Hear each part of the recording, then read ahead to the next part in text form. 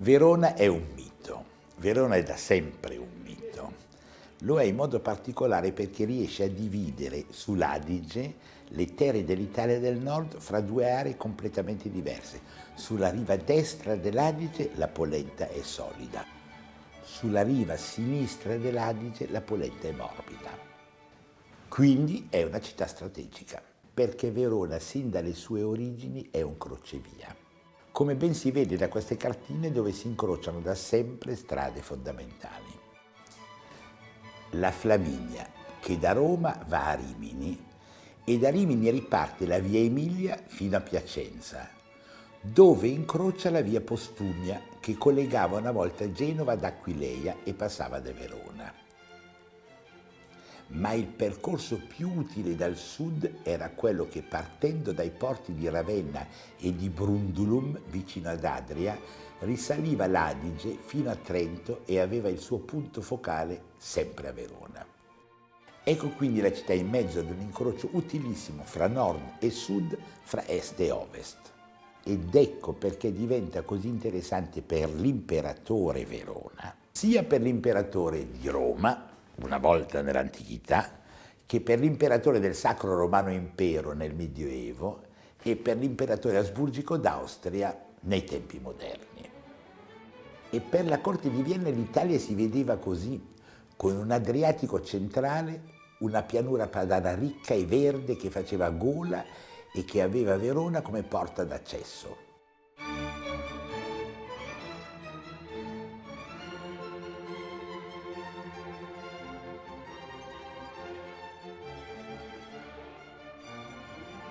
Verona è da sempre un mito. Nel mondo intero tutti conoscono il Teatro alla Scala a Milano e l'Arena di Verona, anche se di opera hanno al massimo sentito un'aria una volta per caso.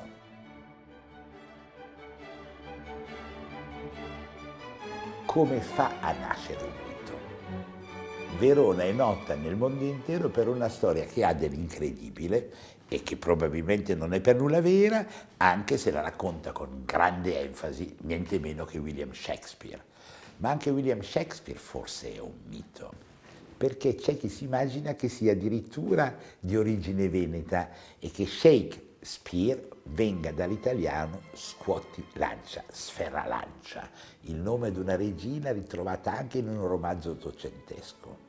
Ed è ovviamente mitica la storia di Giulietta e Romeo, anche se la casa dove stava lei, quella dei Capuletti, è oggi diventata un museo ed è talmente sentito questo museo, inventato probabilmente alla fine dell'Ottocento, che la quantità di visitatori è la più elevata di tutti i musei d'Italia, quasi 3 milioni di persone. E neppure questo è l'unico dei miti di Verona. L'ulteriore mito forse corrisponde anche a dati veri e propri, il vino. Paolo Veronese, il sommo pittore nato qui nel 1528, rappresenta in vari dei suoi dipinti la questione del vino. In uno dei più famosi, quello rubato da Napoleone, portato poi al Louvre e rimesso per fortuna in una splendida sua coppia oggi a San Giorgio a Venezia, appare un sommelier, forse il primo vero sommelier della storia, che guarda con attenzione il colore rubino del vino.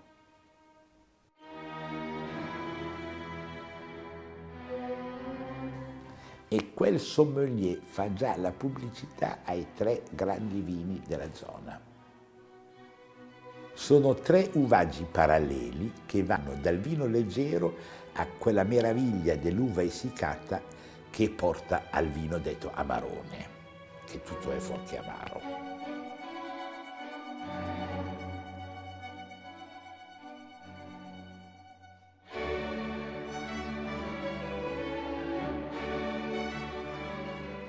Bardolino merita un'attenzione particolare perché l'abbazia di Bardolino dipendeva direttamente dall'abbazia di Bobbio, dalla quale dipendeva anche l'area di San Colombano, quindi 2 zone vicinissime fra Emilia e Lombardia.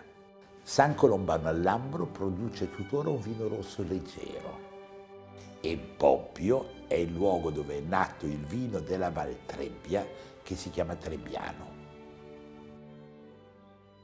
A San Colombano sul Lambro erano approdati i primi monaci irlandesi dopo le invasioni barbariche dei Longobardi. Eravamo fra VI e VII secolo e in quel luogo, proprio San Colombano l'irlandese, portò la tradizione di far vino leggero come lo si faceva per dir messa nelle terre lontane delle Gallie belgiche e dell'Irlanda.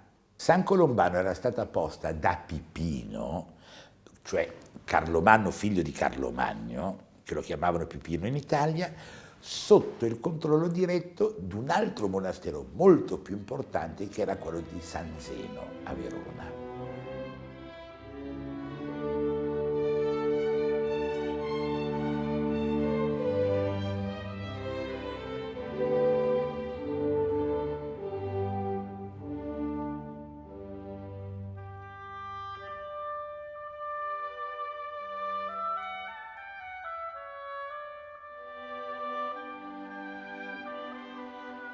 Ecco che tutta la storia torna.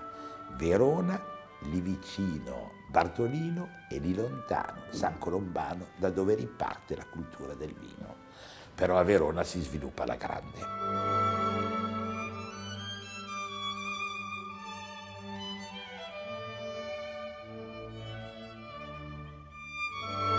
In quella riedizione dell'antichità che è l'impero carolingio, il quale ha come sede una sede lì sopra a Treviri, Verona diventa la parte orientale e lo è in tal modo che Verona andrà a costituire un suo percorso come se fosse un pezzo di Gerusalemme negli anni successivi, quando cominceranno ad andare e tornare gli europei della nuova Europa in Terra Santa. Verona inventa il percorso della Minor Jerusalem. Così come ad Aquisgrana ci sarà la rappresentazione del Santo Sepolcro, a Verona nasce un percorso alternativo che consente al pellegrino di non rischiare la pelle andando sulle navi così lontano, ma stando a casa propria, praticamente nella vecchia Europa, e riesce a ripetere i percorsi storici di Gerusalemme. La Minor Jerusalem di Verona. Forse è da allora che gli uomini del nord Europa amano così tanto bere il Bartolino. E Paolo Veronese, il grande pittore, gli dà una mano, perché oltre ad aver dipinto le nozze di Cana, riprende regolarmente il tema, con la cena in casa di Levi.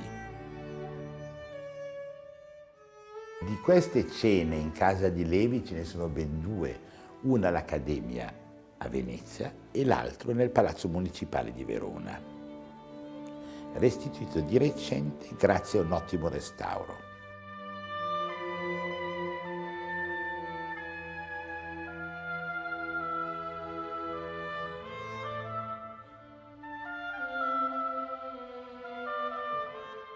Guarda il calor del sole che si fa vino, giunto all'umor che dalla vite cola.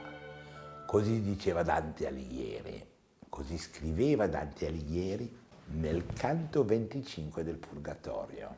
E Dante diventa un altro dei miti di Verona. Alighieri Dante, da buon italiano, era ovviamente politicamente confuso. A casa sua a Firenze era un guelfo bianco in quanto aveva litigato con i guelfi neri. Se ne andò. Gli misero in testa anche una condanna a morte. Se ne andò dal ghibellino veronese. Se ne andò da Cangrande della Scala a tal punto che Ugo Foscolo lo chiamerà Dante il ghibellin fuggiasco.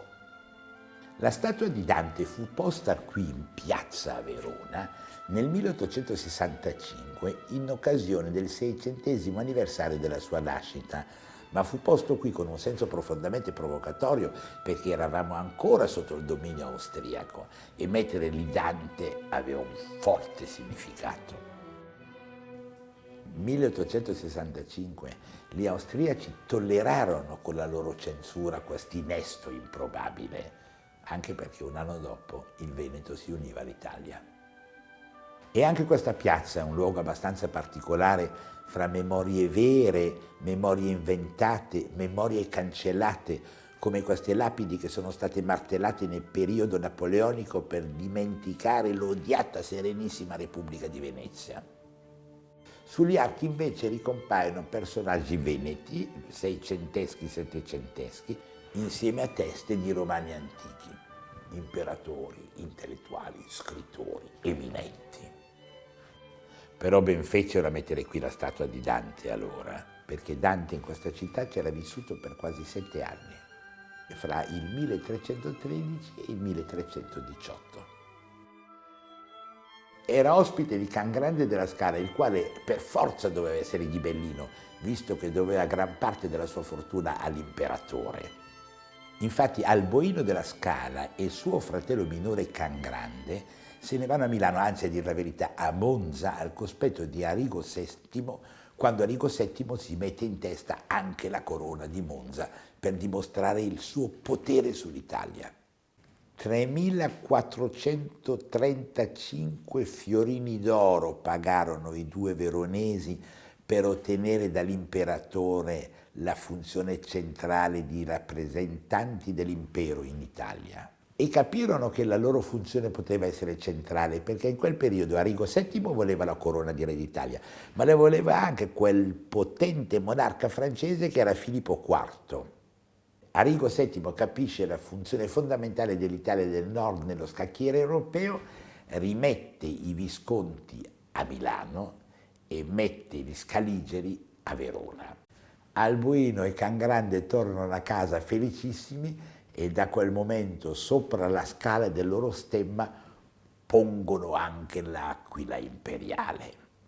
Proprio quell'aquila che mezzo millennio dopo l'Italia Unita riuscirà a cacciare dalle sue terre. Anche se oggi, a pace fatta, tutti questi germani tornano volentieri a Verona a seguire le opere all'Arena. E anche Dante, che girava in quell'ambiente scaligero, ebbe la buona idea di mettere l'imperatore Arrigo VII con un posto riservato in paradiso, perché quando scrisse la Divina Commedia Arrigo è ancora vivo. E di quel mondo scaligero rimane oggi una testimonianza incredibilmente commovente, non solo nell'architettura cittadina, nelle colonne che trovate ancora come colonne medievali, ma in quell'area fantastica che è quella delle arche scaligere. Da un romanico severo e militare del XII secolo si esce e si entra immediatamente in una dimensione nuova, quella germanica definitiva.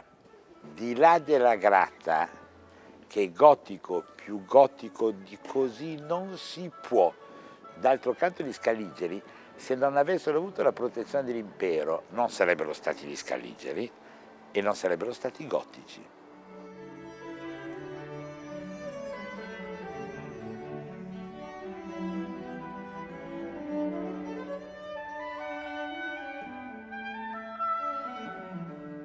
Maria Maddalena e San Giacomo, fine luglio, i giorni in cui muore Can Grande.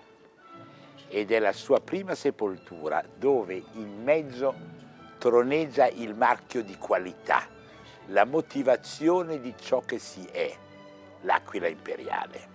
Da questo momento siamo in ambito ghibellino puro e tutta la conseguenza architettonica deriva da qui. È per questo che le arche diventeranno successivamente dei capolavori in Italia della più sofisticata scultura gotica esistente.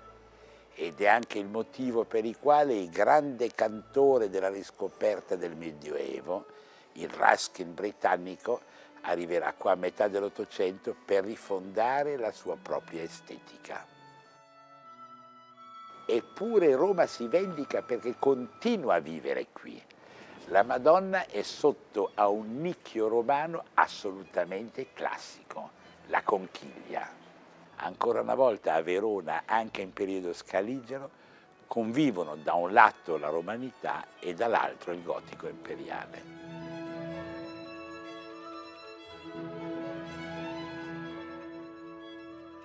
Eccola la carità scaligera che alimenta un uomo per seno, anche lei senza gran pudore. Tutto intorno le sante locali, sempre dalla treccia lunga,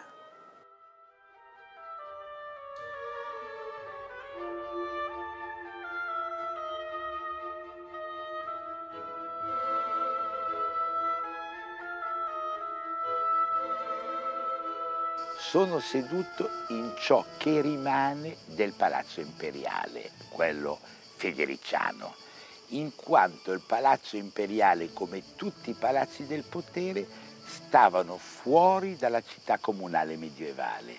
Nella città comunale erano accettati solo i cives e non i milites, non si entrava con la spada. Quindi il Palazzo del Potere si fa fuori.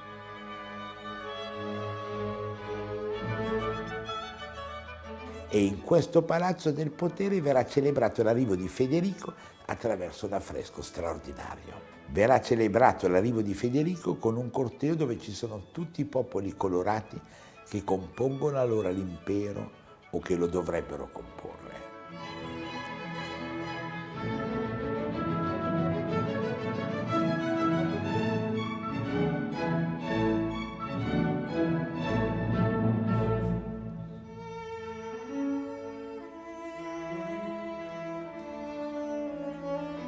Accanto sorge quella meraviglia che è la Basilica di San Zeno, in onore del santo morto proprio qui nel IV secolo, e del quale esiste una rappresentazione alto medievale successiva, ma di potente forza di comunicazione. Stava una volta piazzata in mezzo al coro, poi fu spostata nei rimaneggiamenti successivi che videro anche spostarsi alcune statue che stavano prima attorno a lui, in una sorta di cerchia, e che stanno oggi in un qualche modo a difesa della parte alta degli altari. Sono d'un germanico assoluto, tanti tedeschi che ci guardano noi in Italia. Così come fondamentalmente germaniche sono le famosissime formelle in bronzo della porta d'ingresso.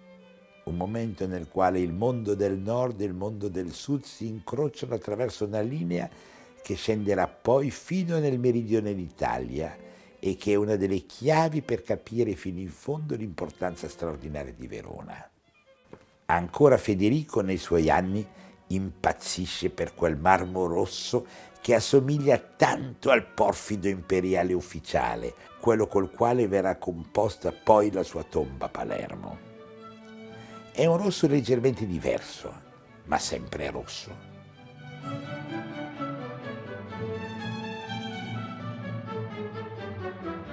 E viene intagliato con un'abilità virtuosistica, sia quella che si ritrova negli animali stilofori, dei quali ne sono conservati solo due, uno che rappresenta San Luca e l'altro che rappresenta il Leon de San Marco, sia dall'altro lato nel formare queste colonne che sembrano di marzapane e invece sono di pietra, con la loro annodatura. Qui i nostri amici della Popolare di Verona hanno fatto un intervento di restauro estremamente utile e anche con la pubblicazione di un serio volume scientifico che vi permetterà di capire tutta la storia di San Zeno.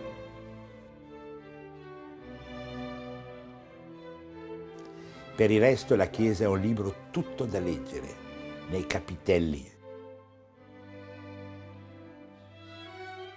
nei decori superstiti policromi, negli affreschi. Sempre presente più di una volta San Cristoforo, il protettore dei viandanti. E curiosissimi i graffiti che testimoniano il passaggio dell'umanità intera in questi luoghi attraverso i secoli.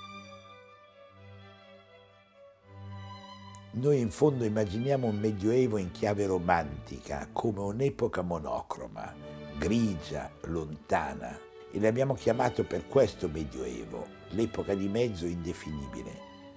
Era un momento invece di esaltazione perenne dei colori.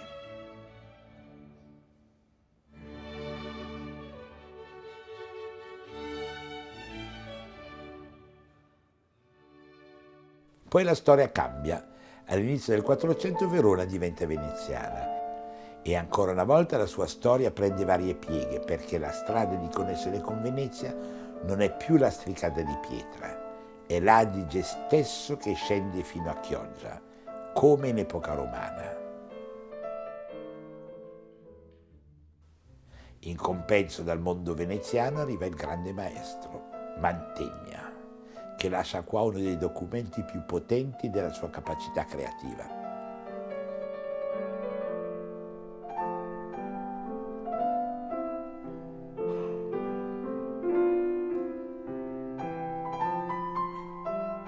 Se San Zeno conferma il rapporto stabile ormai con l'Europa del Nord, Sant'Anastasia corrisponde alle radici romane della città. In verità questo rapporto fra sud e nord trova proprio nella figura di Sant'Anastasia una icona principale, in quanto lei è una delle prime note martiri cristiane insieme a Santa Basilissa, già nella Roma di San Pietro e di San Paolo. Sono loro due che ebbero la pietas di far inumare San Pietro e San Paolo dopo la loro esecuzione, dopo il loro martirio. A Nerone non piacque affatto, le fece spellare vive e buttare nel fuoco, e loro però per miracolo si salvarono. Le fece decapitare. Correva l'anno 68 dell'era cristiana e pochi mesi dopo Nerone si sarebbe suicidato. Miracolo di sommatorie linguistiche e estetiche, Sant'Anastasia, dove mi trovo appoggiato ad un'acquasantiera retta da un muretto veneziano, mentre mi trovo sopra un soffitto dipinto nel XIX secolo che vuole richiamare tutto il passato medievale ancora una volta, anche se l'edificio contiene capolavori totali del Rinascimento e del primo manierismo, quando la colonna corinzia torna a svolgere la sua funzione. Fra le tante opere mirabili, fra gli altari rinascimentali e barocchi, dove ancora una volta dialogano i marmi, fra i dipinti e gli affreschi, fra le acquesantiere, le due all'ingresso, delle quali quella di destra fu scolpita da uno dei figli di Paolo Veronese, vi è un particolare che è un autentico piccolo capolavoro, quel raffinato intervento di Pisanello che raffigura la principessa Trebisonda e San Giorgio che la salva dal drago. Elegantissimi nei profili come le sue medaglie, quelle di Pisanello. È tutto ciò che rimane purtroppo di un intero ciclo che decorava la cappella.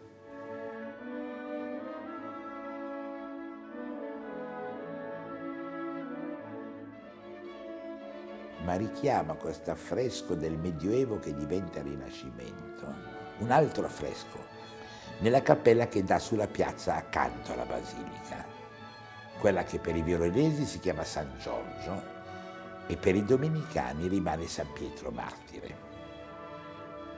Qui i cavalieri germanici abbondano.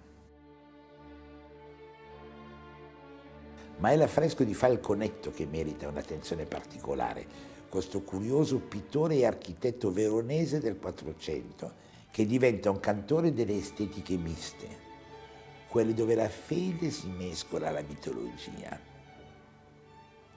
Gli animali immaginari alle architetture altrettanto inventate.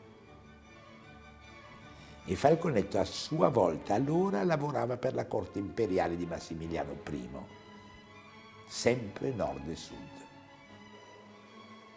Cosa ci racconta quest'incredibile lunetta da fresco del Falconetto? Una storia meravigliosa dove si confonde costantemente l'antichità con la modernità, il passato con il presente in un condensato perenne.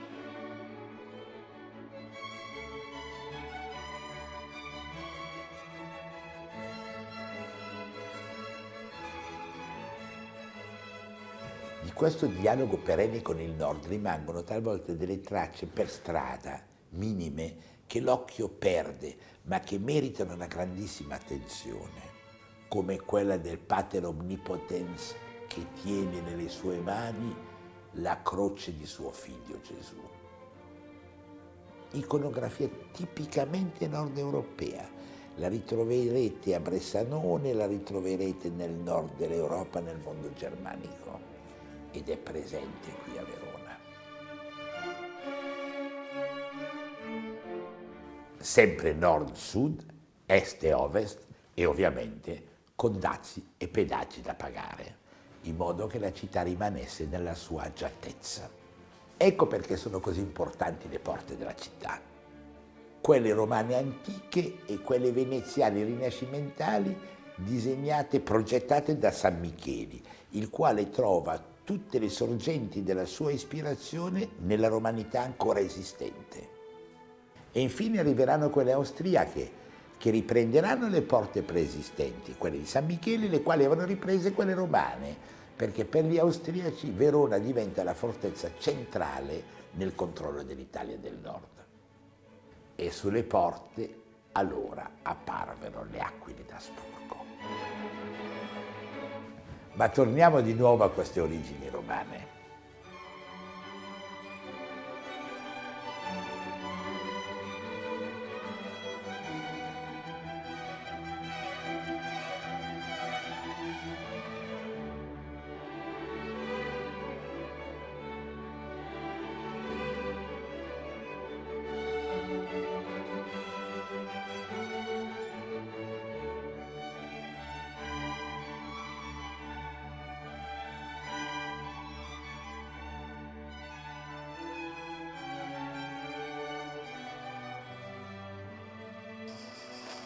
La Pietas postunitaria l'ha ricostruita, mettendo con attenzione anche il pavimento di allora, che ha ancora tutti i segni dei carri che entravano in città.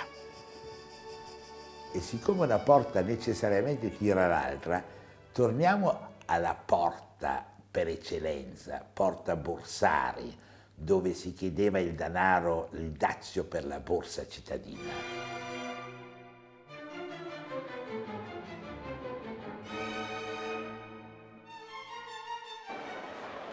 E sotto questa porta si passa regolarmente da 2000 anni, forse anche da un po' di più, perché fu posta qua da Claudio, l'imperatore, quello che fece fuori Caligola, e che era il primo nato all'estero, a Lione. E la lezione di architettura di questo disegno perfettamente organico e preciso sarà quella che andrà ad influire su San Micheli quando va a costruire l'architettura rinascimentale che procede lungo la via di fronte. Il Corinzio imperituro, dove si sono persi solo i piombi che servivano a segnare le lettere. La lezione di questi edifici per l'architettura rinascimentale è fondamentale. Il rapporto regolare fra timpano triangolare e timpano ad arco sarà una delle chiavi di lettura dell'architettura della seconda metà del Cinquecento, ivi compreso Michelangelo.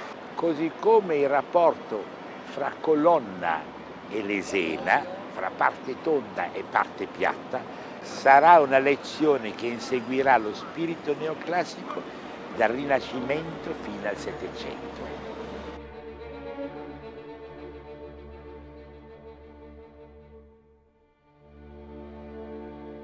Quando mai vi potrà capitare di entrare in un museo, trovare un tritone e una medusa d'epoca romana e poterla toccare come se foste a casa vostra?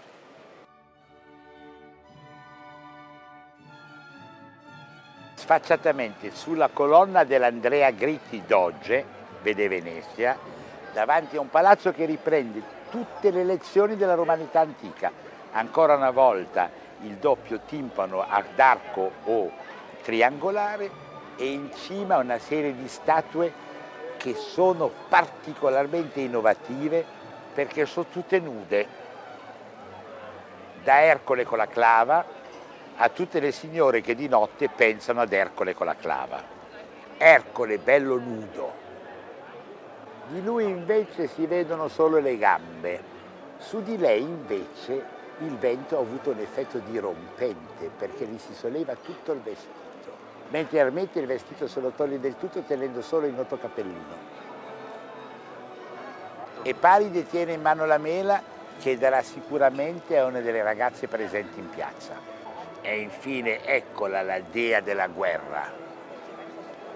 Tutti e sei sotto il leone. Verona è un museo diffuso perfetto, ma ha anche la fortuna di avere un museo vero e proprio che a sua volta è molto vicino alla perfezione, perché è quello che è stato reinventato da Carlo Scarpa e che fu nel dopoguerra uno degli esempi più raffinati di museologia moderna italiana. E sempre con quella sua cortese attenzione ai materiali naturali, il cemento più povero, leggermente colorato, che dialoga col ferro e con la pietra.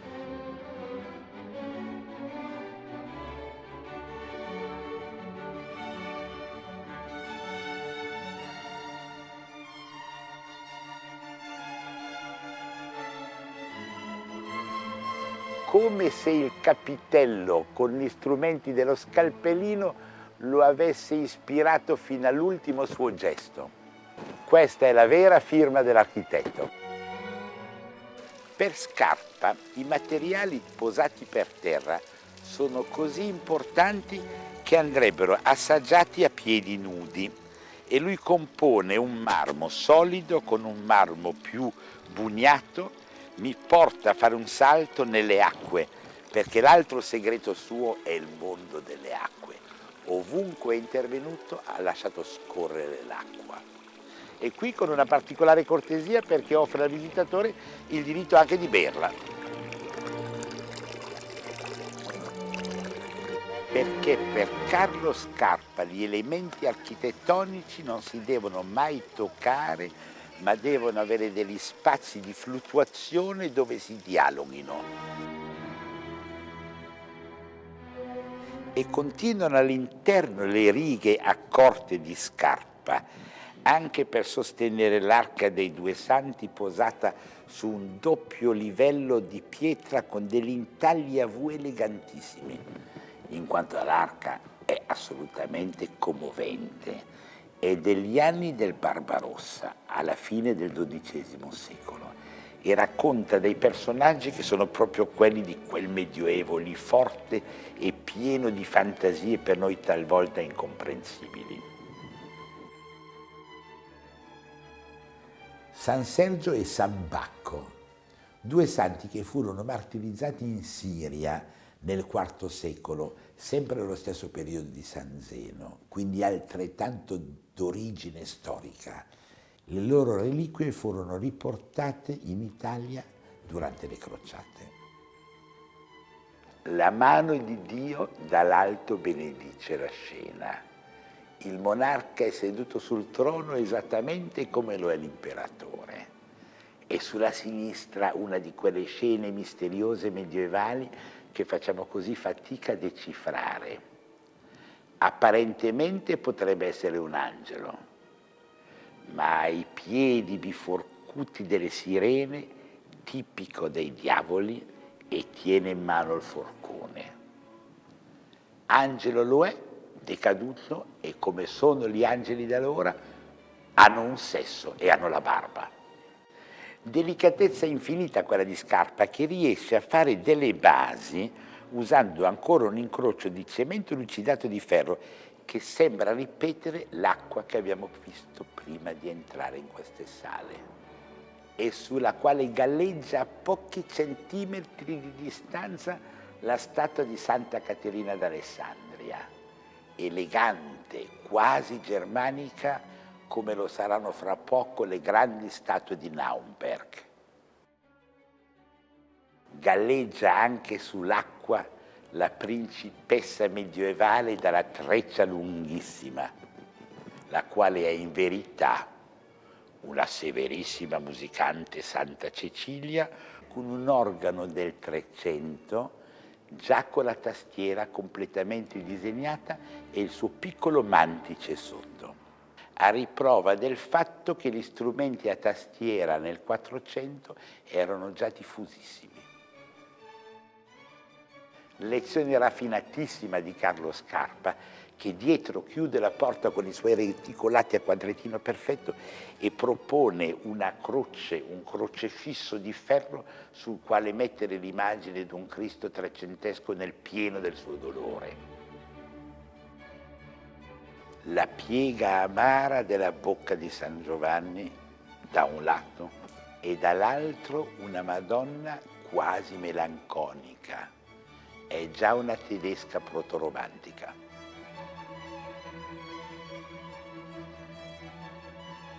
Dall'alto, nell'incrocio delle architetture di Scarpa, fra le linee della sua eleganza ci guarda con determinazione per sempre Can Grande della Scala. Il cassero di legno servito a fare l'armatura del cemento serve lui stesso a decorare la superficie finale, il naturale e il tecnologico come accesso all'estetica.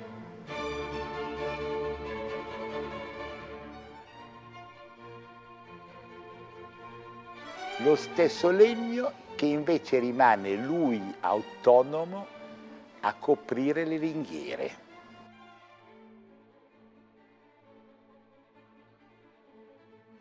E Carlo Scarpa, oltre a questo bel museo, lascia in città un altro segno estremamente significativo. È quello per la sede della Banca Popolare di Verona. Riprende, secondo le sue abitudini complicatissime e nascoste, una parte della tradizione della secessione viennese, con quelle piccole tracce d'oro che i secessionisti viennesi avevano trovato a loro volta, non dalle parti loro, ma nell'Italia di Ravenna, quando Klimt andò a studiare i mosaici. Un incrocio perfetto fra il nostro ovest e l'est che Ravenna guardava come guardava i mosaici di Bisanzio. E ancora una volta a Verona un incrocio perfetto di cultura e di sapore.